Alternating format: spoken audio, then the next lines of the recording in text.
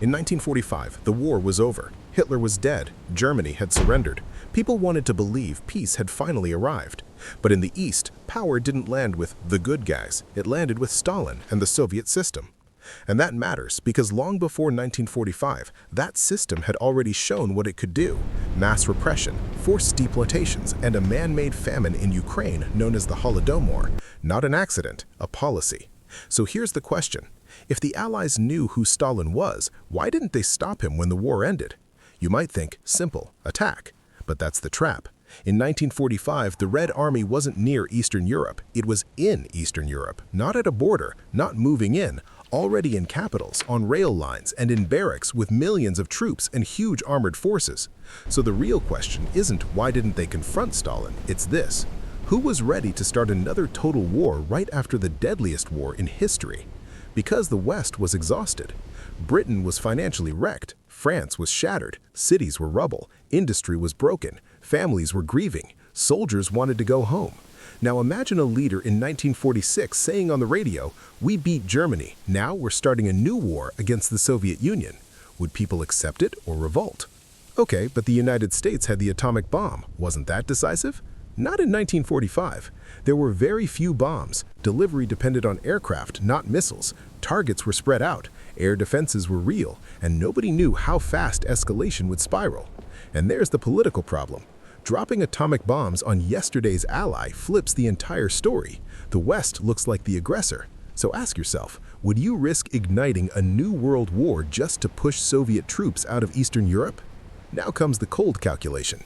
The Soviet Union had absorbed an enormous share of the fighting against Nazi Germany. The Eastern Front destroyed German forces on a scale the West couldn't match. So after 1945, Western leaders weren't looking at a moral scoreboard. They were looking at a map and a body count. And on that map, the Soviets were already dug in. So the strategy changed. If we can't push them back, how do we stop them from moving forward? That's where the post-war world begins. The West chose containment, not attack, containment. Rebuild Western Europe fast, stabilize economies, lock in alliances, build a military shield, make sure the Soviet sphere doesn't expand further. That's the logic behind Reconstruction and soon after, NATO. But here's the unsettling part. If Soviet intentions were obvious, why did anyone expect them to calm down? Because people wanted a clean ending. After years of horror, the world wanted closure. But there was no clean ending. The Soviet Union didn't just influence Eastern Europe, it tightened control, backed loyal regimes, and crushed opposition. It treated the region as a buffer and a political project. And if you're from Poland, Romania, Hungary, Bulgaria, or East Germany, this is where the anger comes from. It can feel like the West watched it happen. So let's say it plainly, was Eastern Europe sacrificed? In practice, yes, not in slogans, but in geopolitical reality. Now the twist.